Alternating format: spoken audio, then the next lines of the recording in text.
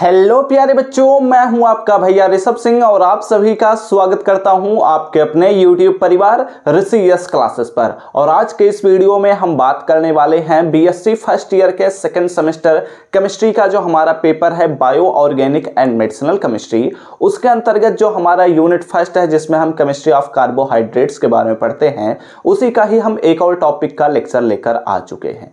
और इस लेक्चर में हम डिस्कस करने वाले हैं Haworth projection formula of D glucose के बारे में। हम साइक्लिक स्ट्रक्चर ऑफ ग्लूकोज के बारे में पढ़ रहे थे, जिसमें हमने पिछले कुछ क्लासेस में काफी सारे टॉपिक्स को डिस्कस कर लिया है कि ग्लूकोज क्या होता है, सैकराइड्स क्या होते हैं, कार्बोहाइड्रेट्स क्या होते हैं। और इसमें हमने मोनोसैकराइड्स, डाइसैकराइड और ओलिगोसैकराइड्स के बारे में भी पढ़ा है।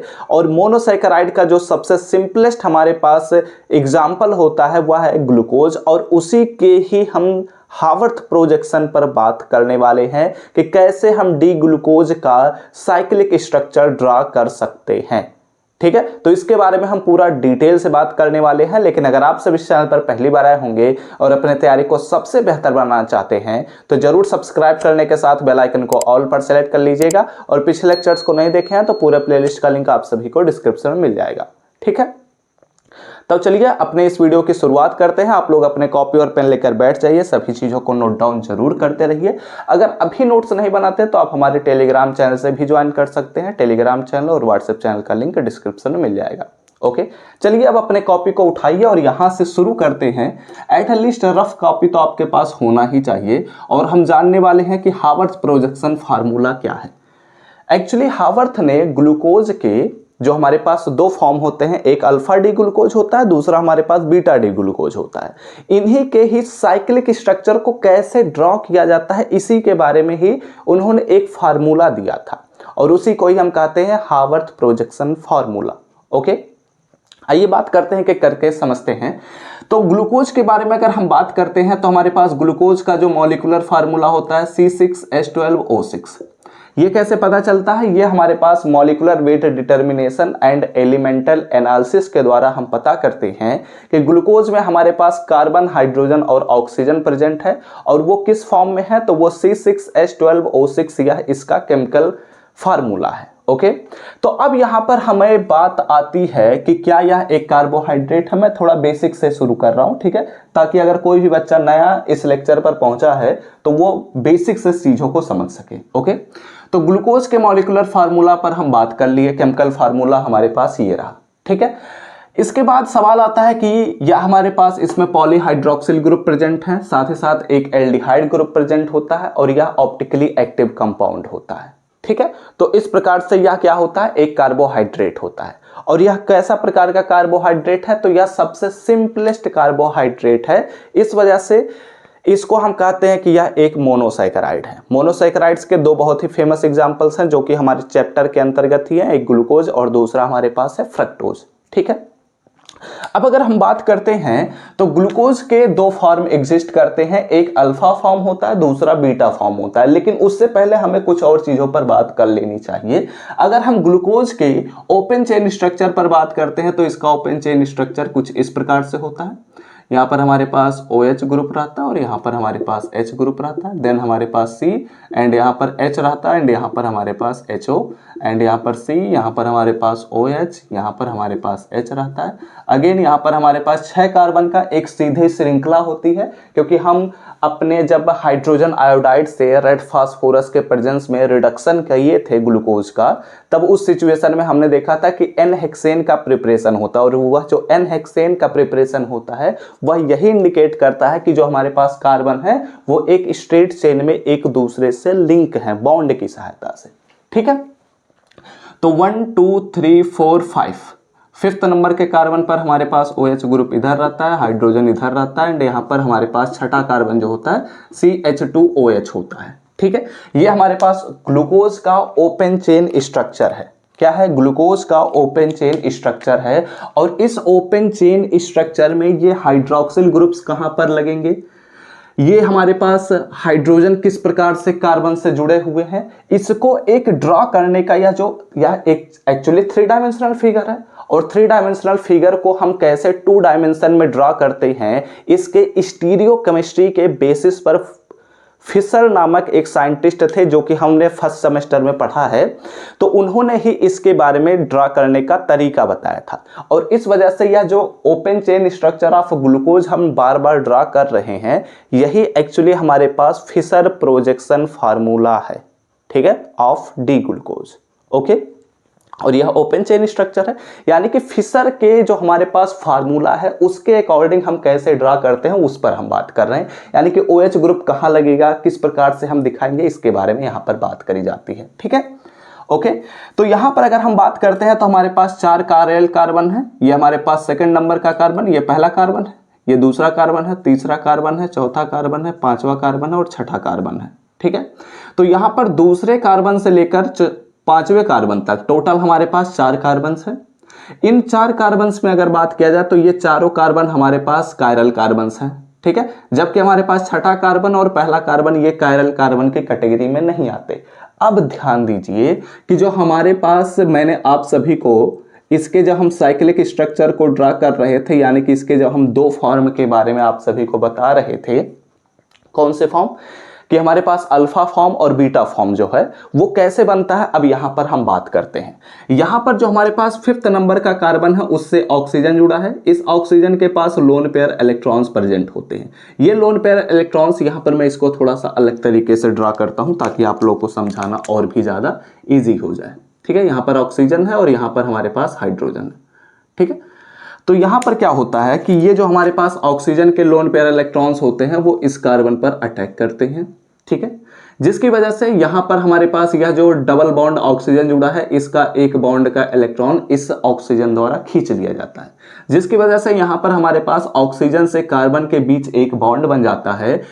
बट हमारा जो ऑक्सीजन होता है उस पर आ जाता है माइनस चार्ज, और यहां पर ऑक्सीजन जो है वो ऑलरेडी 1 बॉन्ड 2 बॉन्ड और ये तीसरा बॉन्ड यहां से बन गया, तो 3 बॉन्ड बना नहीं सकता था, इसलिए यह हाइड्रोजन तुरंत ही शिफ्ट होते हुए यहां पर चला जाता है। इट मीन्स दैट कि यह हमारे पास कुछ इस प्रकार से बन जाता है COH एंड यहां पर H हो गया, एंड यहां पर एज इट इज जो चीजें हैं वो वैसे की वैसे ही रहेंगे। यहां पर OH, यहां पर हमारे पास H, यहां पर C, यहां पर हमारे पास H, यहां पर हमारे पास HO रहेगा, एंड यहां पर C, यहां पर हमारे पास OH, यहां पर H, C, एंड यहां पर हमारे पास O, एंड यहां पर H रहेगा, एंड यहां पर हमारे पास CH2OH रहेगा, ठीक है। 6 कार्बन होने चाहिए, 1 2 3 4 5 6, ठीक है। और ये हमारे पास ये इसका बॉन्ड बन गया, ठीक है। तो अब कई बुकों में आप लोग देखेंगे कि ऐसे रिप्रेजेंट किया जाता है, कई बुकों में आप ऐसे देखेंगे कि ये हमारे पास ऑक्सीजन को यहाँ पर रिप्रेजेंट कर दिया जाता है, कई बुकों में अलग अलग तरीके से देख सकते हैं। जैसे कि हो सकता है यही बॉन्ड यहाँ से खींच लिया जाए, मैंने पिछले लेक्चर में इसके बारे में भी बात किया था। तो जब हमारे पास OH ग्रुप इसके राइट साइड में रहेगा, पहले कार्बन के राइट साइड में, राइट साइड, ठीक है, ये राइट है ये लेफ्ट है, तो जब हम कार्बन के राइट साइड पर बात करते हैं तो जो यह ग्लूकोज का फार्मूला है जिसमें हमारे पास पहला जो एनोमेरिक कार्बन है, ठीक है, और उसका जो OH ग्रुप है वो हमारे पास राइट साइड में रहेगा, तो उसे हम अल्फा डी ग्लूकोज कहते हैं, अदरवाइज बीटा डी ग्लूकोज होता है। ये बातें हम जानते हैं। तो ये हमारे पास साइक्लिक स्ट्रक्चर जो यहाँ पर ड्रा किया गया है ये एक्चुअली फिशर प्रोजेक्शन फार्मूला की सहायता से ड्रा किया गया है। ओके, अब सवाल उठता है कि इसको हम हावर्थ प्रोजेक्शन फार्मूला की सहायता से कैसे ड्रा कर सकते हैं, इसके बारे में हमें डिस्कस करना है। और इसके लिए हमें सबसे पहले तो यह भी जानना चाहिए ना, मैंने पिछले लेक्चर में जो डिस्कस किया था उसे बस हम थोड़ा सा इंट्रोड्यूस कर देते हैं, ठीक है, ताकि हमारा कॉन्सेप्ट बनना शुरू हो जाए। हमने देखा था कि जो हमारे पास ग्लूकोज का ओपन चेन स्ट्रक्चर है तो इसका साइक्लिक स्ट्रक्चर की जरूरत क्यों पड़ गई, सवाल ये आया था। तो हमने यह देखा था कि जो ग्लूकोज है उसका जब हम ओपन चेन स्ट्रक्चर पर बात कर रहे हैं तो उसके पास एक हाइड्रोक्सिल ग्रुप प्रेजेंट है, तो इसे हाइड्रोक्सिल ग्रुप के सभी एल्डिहाइड ग्रुप प्रेजेंट है, और यह एल्डिहाइड ग्रुप जो प्रेजेंट है इसकी वजह से इस कंपाउंड को एल्डिहाइड ग्रुप के जितने भी प्रॉपर्टीज हैं उसे सेटिस्फाई करने चाहिए थे। लेकिन एक सिर्फ टेस्ट होता है जो हर एक हाइड्रोक्सिल और हर एक कीटोन उसे सेटिस्फाई करता है, बट जब देखा गया कि ग्लूकोज को उससे ट्रीट किया जा रहा है तो तब तो यह रिएक्शन करने के लिए तैयार ही नहीं है। यानी कि ग्लूकोज जो है वह सिर्फ टेस्ट से गुजरना ही नहीं चाहता, पॉजिटिव टेस्ट दे ही नहीं रहा था, निगेटिव टेस्ट दे रहा था। तो इट मीन्स दैट कि ग्लूकोज का जो ओपन चेन स्ट्रक्चर है वो पूरी तरीके से सही नहीं है। तो सवाल उठा तब आखिर है क्या। तब म्यूटा रोटेशन का कॉन्सेप्ट आया और म्यूटा रोटेशन ने कहा कि शायद ग्लूकोज का साइक्लिक स्ट्रक्चर है। परफेक्टली ट्रू उन्होंने नहीं बताया, उन्होंने कहा कि शायद है। लेकिन जब मेथिल अल्कोहल से ग्लूकोज का ट्रीटमेंट कराया गया तब ऐसा देखा गया कि वहां पर हमारे पास एक ऐसा हेमी एसिटल कंपाउंड का फॉर्मेशन हो रहा है जो यह बता रहा है कि ग्लूकोज के पास साइक्लिक स्ट्रक्चर ही होगा, ओपन चेन स्ट्रक्चर नहीं होगा। ओके, तो इस वजह से हमारे पास यहां पर साइक्लिक स्ट्रक्चर का कॉन्सेप्ट आया और इसी को हम ड्रा करेंगे। और एक चीज और यहां पर समझ लीजिए कि यहां पर भी ऑक्सीजन है, यहां पर भी ऑक्सीजन है, यहां पर भी ऑक्सीजन है एंड यहां पर भी हमारे पास ऑक्सीजन है। तो ये जो रिंग बना रहा है, एक्चुअली यह कार्बन ऑक्सीजन और ये कार्बन हमारे पास एक रिंग ही तो बना रहे हैं। तो सवाल ये उठ रहा है कि इस ऑक्सीजन यानी कि 5th नंबर का जो ऑक्सीजन है वही बॉन्ड क्यों बनाने चाह रहा है। उसके अलावा और भी ऑक्सीजन तो बॉन्ड बना सकते थे। तो हां, ये पॉसिबिलिटी है। बट आप लोग अगले कुछ सेमेस्टर में यह पढ़ेंगे या फिर अभी जानना चाहते हैं तो मैं बता देता हूं कि हमारे पास इसमें अगर ध्यान से देखा जाए तो ये एक कार्बन, दूसरा कार्बन, तीसरा कार्बन, चौथा कार्बन, पांचवा कार्बन, और इसे अगर हम एक रिंग में बनाते हैं तो ये हमारे पास छठा एलिमेंट आएगा ऑक्सीजन। तो टोटल हमारे पास 6 मेंबर्ड का एक रिंग बन रहा है। और हमारे पास एक थियरी है, फिलहाल उसके बारे में हम आपको नहीं ज्यादा बताएंगे, नहीं तो आप लोग कंफ्यूज होना शुरू हो जाएंगे। एक थियरी है कि 6 मेंबर्ड रिंग जो हमारे पास कंपाउंड का प्रिपरेशन होता है वो अपने आप को स्टेबल बना ले जाता है। इस वजह से यहां पर 6 मेंबर्ड रिंग बनता है। और यहां पर 5th मेंबर्ड रिंग पर भी बात किया जा सकता है। तो 5th मेंबर्ड रिंग जो होता है वो भी स्टेबल होता है लेकिन 6 की तुलना में कम होता है।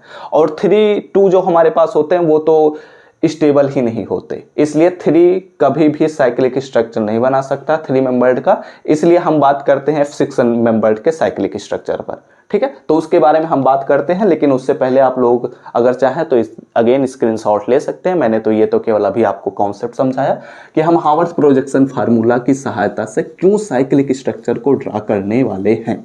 ठीक है, अब बात करते हैं।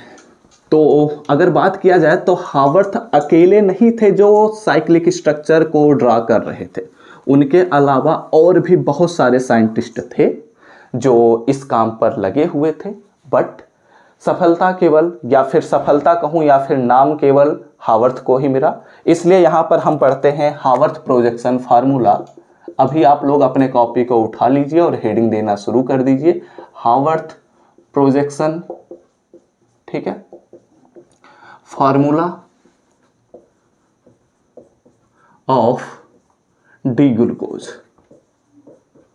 ठीक है, ओके। तो हम डी ग्लूकोज यानी कि हमारे पास यहां पर alpha D glucose and beta D glucose के हम हावर्थ प्रोजेक्शन फार्मूला पर बात करने वाले हैं। और ये बहुत ही अच्छा और इंटरेस्टिंग फार्मूला है, बस आप लोगों को ध्यान देना है कि कैसे ड्रॉ किया जाता है। तो ड्रॉ करने से पहले कुछ चीजों को नोट डाउन कर लीजिए कि हमारे पास जो हावर्थ महोदय हैं, ठीक है, हावर्थ प्रपोज्ड, ये प्रपोज किए, ठीक है, Haworth proposed a better representation, ठीक है, बेटर रिप्रेजेंटेशन, ठीक है, better representation, okay, of cyclic structure, ठीक है, of cyclic structure of D glucose. ठीक है, डी ग्लूकोज का जो साइक्लिक स्ट्रक्चर है उसको ही हावर्थ ने सबसे अच्छे तरीके से डिस्क्राइब किया था, इसलिए हम इसको कहते हैं कि यह हावर्थ प्रोजेक्शन फार्मूला है। ठीक है, तो ये बातें मैंने लिखा। साथ ही साथ यहां पर आप लोग यह भी लिख लीजिए कि ही इंट्रोड्यूस्ड, ठीक है, ही इंट्रोड्यूस्ड, ठीक है, ही इंट्रोड्यूस अ हेक्सागोनल स्ट्रक्चर, ठीक है, हेक्सागोनल रिसेंबलिंग, ठीक है, ऐसे लिखिए, ठीक है, रिसेंबलिंग, हेक्सागोनल रिसेंबलिंग, ठीक है, ही इंट्रोड्यूस्ड अ हेक्सागोनल रिसेंबलिंग, ठीक है, ऐसे सही पड़ेगा, हाँ सही पड़ेगा, रिसेंबलिंग अ हेट्रो, ठीक है, साइक्लिक पायरॉन, ठीक है। पायरॉन, अगर हम पायरॉन पर बात करते हैं तो इसका स्ट्रक्चर भी आप लोग बना ही लीजिए, ठीक है। अभी मैं समझा दूंगा, परेशान मत होइए, जो भी चीजें मैं लिख रहा हूं इसे बस आप लोग अभी नोट डाउन कर सकते हैं, बस मैं आपको बताता चलूंगा कि एक्चुअली ये हम कर क्यों रहे हैं, ठीक है। एंड पायरॉन पर बात करते हैं तो ये इसका इस प्रकार से स्ट्रक्चर होता है, ओके। जिसमें हम अगर बात करते हैं तो अगर इसमें हम ध्यान देते हैं तो ये हमारे पास जो पायरॉन है इसमें अगर ध्यान से देखा जाए तो 1 कार्बन, 2 कार्बन, 3 कार्बन, 4 कार्बन, ठीक है। सही है, 4 कार्बन कैसे हुआ, 5 कार्बन होना चाहिए था, 1 2 3 4 5, ठीक है। 5 कार्बन प्रेजेंट है।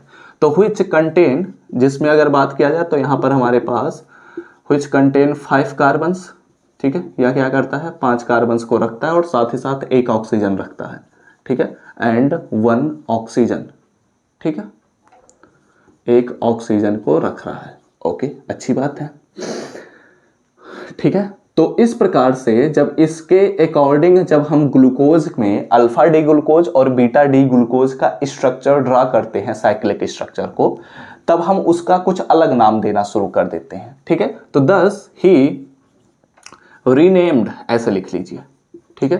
ही रीनेम्ड, क्या रीनेम किया था, अल्फा डी ग्लूको, ठीक है। एंड ये हमारे पास पायरॉन है इसलिए इसको हम कहते हैं अल्फा डी ग्लूको पायरॉन, ठीक है, पायरा, और इसे हम कहते हैं नोज, ठीक है, अल्फा डी ग्लूको पायरानोज।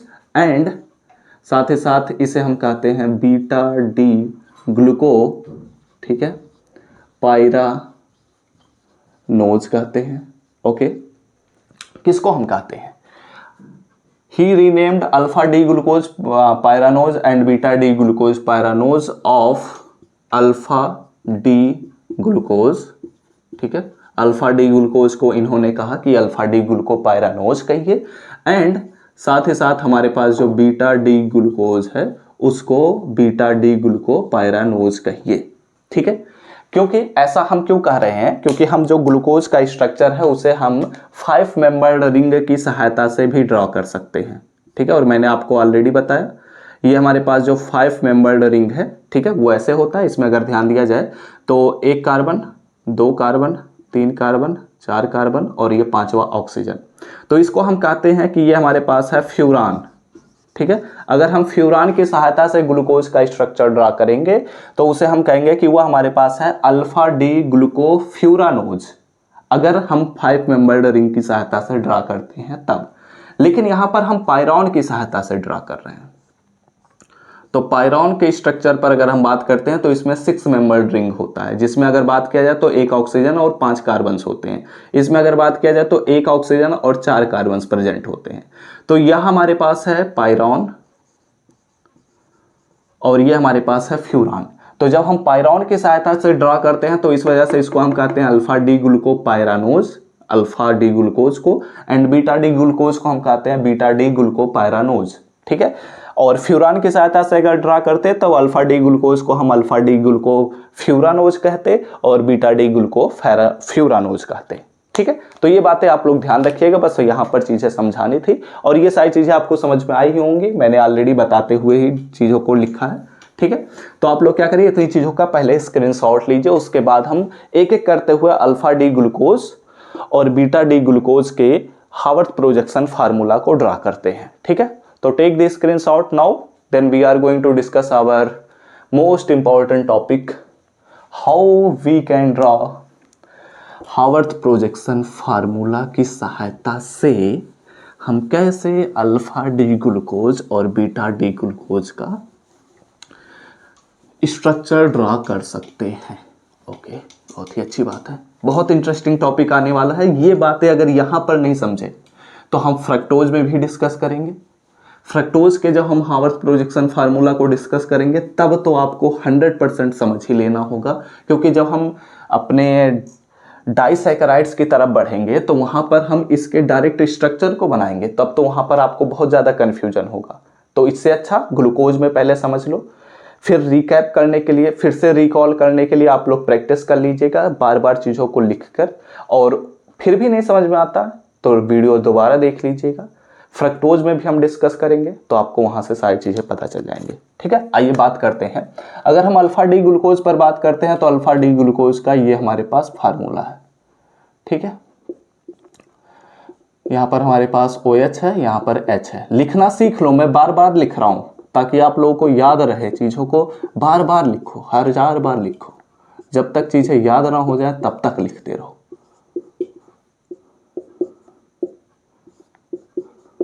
ठीक है, ये हमारे पास कितने कार्बन्स हो गए? 1 2 3 4 5 6। ठीक है, और ये 5वें कार्बन से हमारे पास ऑक्सीजन जो होता है वो जुड़ा रहता है, ये इस प्रकार से। ठीक है, हमारे पास OH ग्रुप राइट साइड में है, इस वजह से इसको हम क्या कहते हैं? इसको हम कहते हैं कि ये हमारे पास है अल्फा डी ग्लूकोज है। और ये किसकी सहायता से ड्रॉ किया गया है? तो इसको फिशर प्रोजेक्शन फार्मूला की सहायता से ड्रॉ किया गया है। ठीक है, तो यहाँ पर आप लोग मेंशन कर सकते हैं फिशर प्रोजेक्शन। ठीक है, फिशर प्रोजेक्शन की सहायता से हमने इसको ड्रा किया। अब ये क्या होता है? इसका हम हावर्थ प्रोजेक्शन फार्मूला की सहायता से ड्रा करने वाले हैं। ये इक्विवेलेंट का साइन समझ सकते हैं। ठीक है, इसको हमें ड्रा करना है पायराउन की सहायता से। पायराउन पर अगर हम बात करते हैं तो वह 6 मेंबर रिंग है। मैं ऐसे ड्रा कर रहा हूं, ध्यान दीजिएगा। यहां पर हमारे पास ऑक्सीजन जुड़ा है, ये हमारे पास 1 कार्बन, ये हमारे पास दूसरा कार्बन और ये हमारे पास तीसरा कार्बन है, यानी कि टोटल 3 कार्बन हो गए। ये हमारे पास चौथा कार्बन एंड यहां से हमारे पास ये 5वां कार्बन। ठीक है, स्ट्रक्चर को सीधा बनाइएगा, मैं थोड़ा दूर होकर देखता हूं क्या चीजें सही बन रही हैं। हाँ ठीक है, परफेक्ट नहीं है लेकिन हाँ फिर भी ठीक है। आप लोग प्लीज कोशिश करिए कि स्केल से ही ड्रॉ करिए ताकि आप लोग चीजों को सही से ड्रॉ कर सकें। ठीक है, अब यहां पर अगर ध्यान दिया जाए तो ये हमारे पास पायरॉन है, बस डबल बॉन्ड की कमी है तो डबल बॉन्ड हम नहीं लगाएंगे क्योंकि हम इसकी सहायता से ड्रॉ कर रहे हैं, हम इसी को ही नहीं ड्रॉ कर रहे हैं। ठीक है, अब यहां पर ध्यान दीजिए, ये हमारे पास पायरॉन है, समझ में आया ना? यहां पर काउंट भी कर सकते हैं, 1 2 3 4 5 कार्बन, 1 ऑक्सीजन, पायरॉन। ठीक है, अब यहां पर ध्यान दीजिए कि यहां पर हमेशा इसके राइट साइड से काउंटिंग स्टार्ट करिएगा, यानी कि यह ऑक्सीजन है, इसके जस्ट बगल वाला कार्बन हमारे पास पहला कार्बन कहलाएगा, उसके जस्ट बगल वाला कार्बन दूसरा कार्बन, उसके जस्ट बगल वाला तीसरा कार्बन। ठीक है, इसके जस्ट बगल वाला कार्बन चौथा कार्बन, इसके जस्ट बगल वाला कार्बन हमारे पास 5वां कार्बन। ये हमारे पास कार्बन्स की संख्या हो गई। ठीक है, अब ध्यान दीजिएगा, चीजों को समझते हुए चलिए। मैं ड्रॉ करना सिखा रहा हूं, इसे ड्रॉ करना सीखिए। अब यहां पर ध्यान दीजिए, अगर मैं इस स्ट्रक्चर पर बात कर रहा हूं तो इस पोर्शन को हम छोड़ देते हैं। क्यों छोड़ रहे हैं? क्योंकि रिंग तो यहीं से बन रहा है ना। हमारे पास जो 5वां कार्बन है वही रिंग बनाने में पार्टिसिपेट कर रहा है, जो छठा कार्बन है वो रिंग में तो पार्टिसिपेट नहीं किया है, रिंग के अंतर्गत तो है नहीं। ठीक है, बहुत ही अच्छी बात है। अब यहां पर क्या करिए, कुछ वर्टिकल लाइंस खींचने हैं। जैसे कार्बन से, हर एक कार्बन से देखा जाए तो हाइड्रोजन और OH, हाइड्रोजन OH HOH हमारे पास जुड़े हुए हैं, तो उनके बॉन्ड को हम रिप्रेजेंट करने के लिए कुछ वर्टिकल्स लाइन हर एक कार्बन पर खींच देंगे। तो इस प्रकार से आप लोग अपने कॉपी में ड्रॉ करिए। ठीक है, साथ साथ समझते रहिए, साथ साथ ड्रॉ भी करते रहिए, ऐसे ड्रॉ कर लीजिए। ओके, अच्छी बात है, समझ में आया? ठीक है, अब यहां पर ध्यान दीजिए, जो इस कार्बन का स्ट्रेट चेन है, इसके राइट साइड में जितने भी हमारे पास ग्रुप से जुड़े हैं, चाहे वो हाइड्रोजन हो चाहे वह हाइड्रोक्सिल ग्रुप है, राइट साइड, ठीक है, राइट साइड में अगर है तो उसे बनाइए बेलो, यानी कि नीचे की तरफ, डाउन साइड में बनाना है। ठीक है, तो राइट साइड में पहले कार्बन से जो OH ग्रुप जुड़ा है उसे हम बनाएंगे डाउन साइड, बेलो। ठीक है, फिर दूसरे कार्बन से जो OH ग्रुप जुड़ा है वह भी राइट साइड में है, तो इसलिए उसको भी हम बनाएंगे बेलो, नीचे। ठीक है, यहां पर लिख लीजिए, लेफ्ट साइड में जो हमारे पास रहेगा उसे हमें करना है अपर। ठीक है, ठीक है, ओके, तो यहां पर चीजें समझ में आनी चाहिए। और फिर साथ ही साथ अगर ध्यान दिया जाए तो इस कार्बन का जो हाइड्रोजन राइट साइड में है उसे फिर से यहां पर नीचे बनाना है। फिर उसके बाद ध्यान दिया जाए तो इस कार्बन का जो OH है वो यहां पर आ जाएगा क्योंकि राइट साइड में है। ठीक है, इस कार्बन यानी कि कार्बन नंबर 5 ये हमारे पास रहा। यह कार्बन जो है वह ऑक्सीजन से जुड़ा है तो यह ऑक्सीजन से जुड़ा है, और यह जो ऑक्सीजन है यह कार्बन से जुड़ा है तो यह ऑक्सीजन कार्बन से जुड़ा है, पहले नंबर के कार्बन से। ठीक है। तो यहाँ पर जो यह हमारे पास सबसे बड़ा जो ग्रुप होगा जिसे हम कह रहे हैं C2CH2OH है, इसे हम हमेशा रिंग के बाहर ही रखेंगे, तो इसलिए यहाँ पर हमारे पास CH2OH हो जाएगा। ठीक है। वैसे भी सिंपली अगर देखा जाए तो हमारे पास यह हाइड्रोजन जो है वह इसके लेफ्ट साइड में है, तो लेफ्ट साइड में है तो यानी कि डाउन साइड ही बनाना है। ठीक है। एक मिनट, मैं कुछ गलत तो नहीं ना बोल रहा? अच्छा हाँ, गलत बोल दूंगा। यहाँ पर बस इतना ध्यान रखिए कि जो हमारे पास रिंग के बाहर वाला कार्बन है जो सबसे बड़े ग्रुप में जुड़ा है उसे हमेशा रिंग के बाहर ही रखना है। ठीक है। ये कॉन्सेप्ट आप लोग दिमाग में बैठाइए। रिंग के अंदर जितनी भी चीजें हैं उनमें यह कॉन्सेप्ट लगाइए कि राइट साइड है यानी कि बेलो, लेफ्ट साइड है यानी कि अप। ठीक है। लेकिन यहां पर आपको वो कॉन्सेप्ट छोड़ देना है, वहां पर नहीं लगाना, रिंग के बाहर की चीजों पर हमें नहीं अप्लाई करना है। ठीक है। अब यहां पर जो लेफ्ट साइड में है उन्हें अप करते हैं, तो यहां पर H है तो उसे हम पहले कार्बन का H यहां पर लगा देंगे, दूसरे कार्बन में भी H है तो उसे यहां पर लगा देंगे, तीसरे कार्बन में हमारे पास OH है तो उसे यहां पर लगा देंगे, चौथे कार्बन में H है तो उसे यहां लगा देंगे, पांचवें कार्बन का जो H है उसे यहां पर लगा देंगे। ठीक है। और इस प्रकार से हमारे पास ये अल्फा डी ग्लूकोज का हावर्थ प्रोजेक्शन फार्मूला की सहायता से स्ट्रक्चर हमने ड्रा कर दिया। बहुत ही इंपॉर्टेंट है, ड्रॉ करना सीखिए। अगर नहीं समझेंगे तो आपका काम नहीं हो सकता, क्योंकि इस पूरे चैप्टर में अब यही चीजें हम ड्रॉ करने वाले हैं और चीजों को समझना बहुत ज्यादा जरूरी है। ठीक है। ये हमारे पास हो गया हावर्थ प्रोजेक्शन फार्मूला की सहायता से हमने ड्रॉ किया अल्फा डी ग्लूकोज का स्ट्रक्चर, और इस वजह से इसमें हमारे पास इसका क्या नाम हो जाएगा, इसका नाम हो जाएगा अल्फा डी ग्लूको पायरॉन की सहायता से ड्रॉ किया है, इसलिए इसको हम पायरानोज कहते हैं। वैसे जेड भी लिखा जा सकता है यस की जहां पर, तो आप लोग ध्यान रखिएगा। और ये हमने किसकी सहायता से ड्रॉ किया है, तो ये हमारे पास है हावर्थ प्रोजेक्शन फार्मूला। ठीक है। हावर्थ प्रोजेक्शन फार्मूला की सहायता से हमने इसको ड्रॉ किया। ओके, बातें समझ में आई? तो take the screenshot, then we are going to discuss our beta carbon, beta D glucose. ठीक है। ये फिशर प्रोजेक्शन फार्मूला है, वो हावर्थ प्रोजेक्शन फार्मूला है। ड्रॉ करना सीखना है, ड्रॉ करने पर फोकस करिए और तभी चीजें हो पाएंगी। ठीक है। तो स्क्रीनशॉट लीजिए, उसके बाद हम डिस्कस करते हैं अपने बीटा डी ग्लूकोज पर। ठीक है। समझ में आया ना? ड्रॉ करना आना चाहिए, बार बार ड्रॉ करो, चीजों को समझो, और खुद से जब प्रैक्टिस करोगे तब और भी अच्छे से समझ में आएगा। ठीक है। चलिए अब बीटा डी ग्लूकोज पर बात करते हैं। तो बीटा डी ग्लूकोज में यहीं पर चीजें बस बदल जाएंगी। ठीक है। लेकिन मैं इसे पूरा इरेज कर देता हूं बस आपको समझाने के लिए।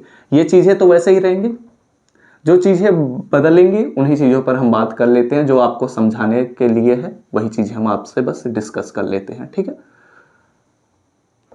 तो मैं काम की चीजें ही बस इरेज कर रहा हूं, ये तो हमारे पास बाहर ही रहेगा, वैसे अभी मैं इरेज कर दे रहा हूं, बाद में समझाऊंगा फिर से। ठीक है। और सारी चीजें एकदम जैसे के तैसे ही रहेंगे। ठीक है। तो अब यहां पर ध्यान दीजिए और चीजों को समझिए। अगर हम बीटा डी ग्लूकोज पर बात करते हैं तो राइट साइड में H होता है और लेफ्ट साइड में हमारे पास OH ग्रुप रहता है।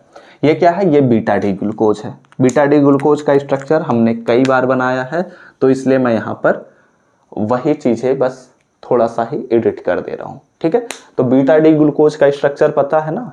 पता ही होना चाहिए, कई बार बनाया हूं। अभी पिछले लेक्चर में हमने डिस्कस किया, म्यूटा रोटेशन में डिस्कस किया, एंड बहुत सारे लेक्चर में हमने डिस्कस कर लिया।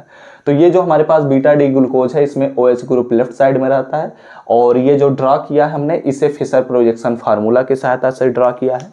अब इसे हमें हावर्थ प्रोजेक्शन फार्मूला की सहायता से ड्रॉ करना है। तो कैसे ड्रॉ होगा आइए बात करते हैं। या तो आप पायरॉन ले लीजिए या तो फ्यूरॉन ले लीजिए। मैंने पायरॉन की सहायता से ड्रॉ करना स्टार्ट किया, तो पायरॉन का स्ट्रक्चर हमने ड्रॉ कर दिया। ठीक है। अब यहां पर जो हमारे पास बॉन्ड है, हर कार्बन बॉन्ड बनाया है, तो वहां पर मैंने हर कार्बन के बॉन्ड को रिप्रेजेंट कर दिया कुछ वर्टिकल लाइन से। ठीक है। वर्टिकल लाइन से अगर हम ड्रॉ कर रहे हैं तो साथ ही साथ हमें ध्यान देना है कि हर एक कार्बन पर हाइड्रोजन और OH ग्रुप जुड़े हुए हैं, हाइड्रोक्सिल ग्रुप्स। ठीक है। तो अब यहां पर वही कॉन्सेप्ट फिर से अप्लाई करना है कि अगर हमारे राइट साइड में चीजें रहेंगी तो वो डाउन रहेंगी। क्या रहेंगी? बेलो साइड रहेंगी। यानी कि जो हमारे पास राइट में रहेगा, ठीक है, वो डाउन या बेलो में रहेगा। जो हमारे पास लेफ्ट में रहेगा, ठीक है, वो अप रहेगा। या फिर ऊपर रहेगा। ठीक है, ओके। आइए चलिए अब ड्रॉ करते हैं, कैसे होगा आइए ध्यान दीजिए। हाइड्रोजन, पहले कार्बन का जो हाइड्रोजन है राइट साइड में है, इसलिए इसको डाउन कर दीजिए, तो यहां पर हमारे पास हाइड्रोजन हो गया। ठीक है, यहां पर दूसरे कार्बन में जो राइट साइड में है वो OH ग्रुप है, तो डाउन कर दीजिए, तो OH ग्रुप हो गया। तीसरे कार्बन में राइट साइड में H है, तो इसलिए इसको डाउन मैंने कर दिया। चौथे कार्बन पर OH ग्रुप जो है वो राइट साइड में है, इसलिए इसको मैंने बेलो ड्रॉ कर दिया। पांचवें कार्बन से हमारे पास ऑक्सीजन जुड़ा है, तो मैंने जोड़ दिया, एंड इस ऑक्सीजन से पहला कार्बन जुड़ा है, तो मैंने जोड़ दिया। ठीक है, यहाँ पर आप लोग देख सकते हैं यह एक बॉन्ड बना हुआ है, और जो यह CH2OH है यह सबसे बड़ा ग्रुप है, ये हमेशा ही रिंग के बाहर ही रहेगा। ऐसा मैं क्यों कह रहा हूं, क्योंकि अगर ध्यान से देखा जाए तो यहां पर यह रिंग में तो है ही नहीं, यह तो रिंग के बाहर ही है ना। आप लोग देख भी सकते हैं कि CH2OH जो है वो तो रिंग से बाहर ही है, तो इसलिए इसे रिंग के बाहर ही रखना है। रिंग के अंतर्गत क्या है हाइड्रोजन, तो उसे हाइड्रोजन को अंदर ही रखना रहेगा। ठीक है, तो ये बातें ध्यान रखना है।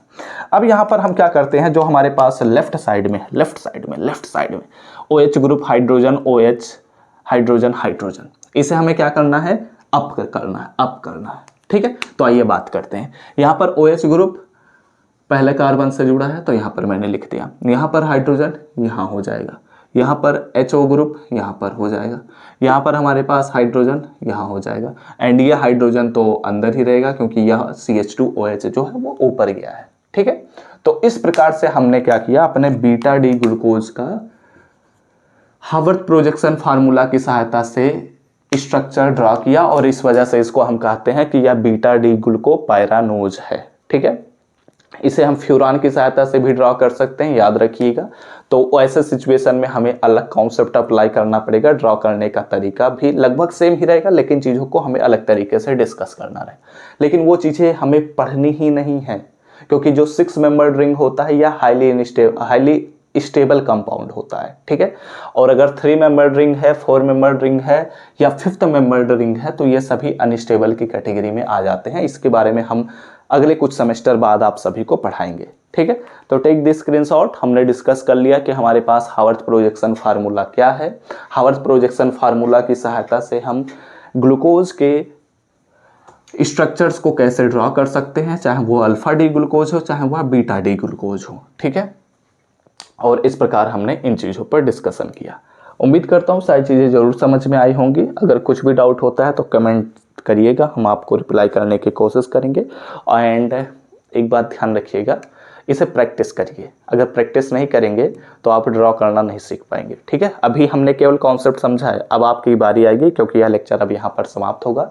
तो जैसे ही लेक्चर समाप्त होगा उठना नहीं है, रफ कॉपी लीजिए, उस पर चीज़ों को खुद से ड्रॉ करने की कोशिश करिए। एक बार गलती होगी दोबारा ड्रॉ करिए, दूसरी बार गलती होगी तीसरी बार आप लोग ट्राई करिए। ठीक है, तब तक ट्राई करिए जब तक आप खुद से बिना देखे ड्रॉ करना सीख नहीं जाते, और फिर उसके बाद आप लोग उठ सकते हैं। ठीक है, लेकिन प्लीज़ ड्रॉ करिए, क्योंकि ड्रॉ करना आपके लिए ज़रूरी है, क्योंकि अभी हम जो अगले लेक्चर्स लेकर आएंगे उनमें हम इन्हीं चीज़ों पर ही बात करने वाले हैं। और पूरा डाइसैकेराइड में तो हमें यही डिस्कस करना है कि माल्टोज का स्ट्रक्चर कैसे होगा, सुक्रोज का स्ट्रक्चर कैसे होगा। हमारे पास पॉलीसैकेराइड्स भी आएंगे जिसमें हम स्टार्च के बारे में पढ़ेंगे, हम अपने सेलुलोज के बारे में भी पढ़ेंगे। ठीक है, तो उनका स्ट्रक्चर कैसे ड्रॉ करेंगे जब तक ये नहीं समझेंगे। ओके, तो उम्मीद करता हूँ मेरी बातें तो ज़रूर समझ में आई होंगी। आज्ञाकारी शिष्य हैं आप लोग। ठीक है, चलिए इस लेक्चर को यहीं पर समाप्त करते हैं। आई नो आप लोग बहुत अच्छा प्यार दिखाते हैं, और उसके लिए मैं बहुत बहुत आभारी हूँ आप सभी का। प्लीज़ ऐसा ही प्यार बनाए रखिए और चीज़ों को अच्छे से समझते रहिए। हम आप सभी के लिए मेहनत कर रहे हैं, आप लोग भी उतने ही संघर्ष से लगे रहिए, पढ़ते रहिए और कामयाब बनते रहिए।